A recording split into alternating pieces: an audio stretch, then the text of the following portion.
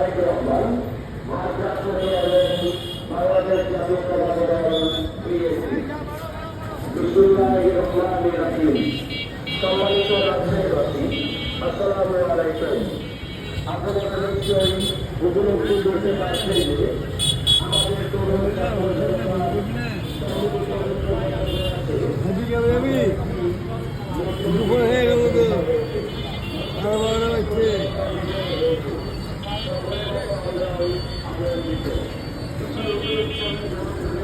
আছেন।